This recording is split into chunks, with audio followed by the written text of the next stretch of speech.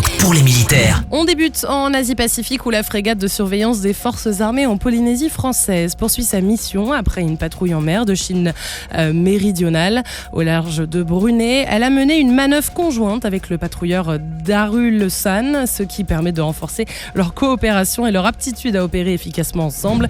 Et dans le Pacifique, il y a une mission qui porte le nom de Passion et qui consiste en une présence active pour protéger les ressources et lutter contre les trafics illicites tout en affirmant la souveraineté française. Pour l'édition 2025, un patrouilleur outre-mer assure en ce moment le contrôle de la zone économique exclusive de l'île de Clipperton avec l'appui de son drone embarqué de dernière génération, et il réalise également des opérations d'hydrographie et de reconnaissance. Direction Tahiti où, suite à un glissement de terrain à Afaïti, les forces armées en Polynésie française sont intervenues dès le 26 novembre dernier pour appuyer le secours.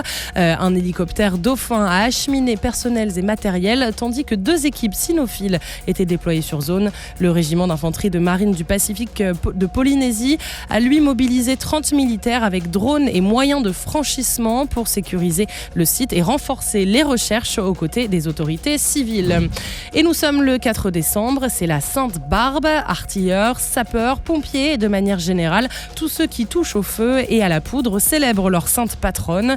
À titre d'exemple, nous avons demandé au colonel Paris, chef de corps du 3e régiment du génie, comment ils l'ont fêté cette année. Venons de célébrer la Sainte-Barbe. La prise d'armes de la soirée a été empreinte de grandeur, de solennité et de patriotisme. Nous étions sur la place de l'hôtel de ville de Mézières, qui est un bâtiment splendide, illuminé de couleurs bleu, blanc, rouge. Et cet esprit patriotique, cet esprit familial s'est ressenti dans toute la prise d'armes. Prise d'armes présidée par le général Dautran, qui commande la 7e brigade blindée, à laquelle appartient le 3e RG, qui a rendu hommage à quelques Ardennais. À cette prise d'armes, nous avons pu manifester notre ancrage dans les Ardennes. Notre attachement à Charleville-Mézières a été clairement illustré par la présence de toutes les autorités civiles, politiques. Nous avions également la société civile, les industriels, des classes défense étaient présents. Ces jeunes étaient là avec leurs familles et enfin nos familles, les familles du 3, les familles de militaires qui ont répondu présents et qui sont venus nous soutenir. Cette cohésion qui s'est manifestée, cet esprit familial qui incarne le lien entre les sapeurs de la garde et leur ville et leurs Ardennes.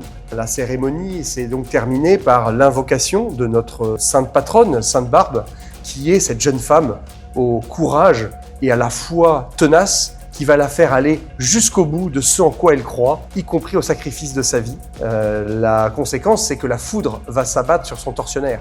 Et cette foudre, c'est vraiment notre symbole.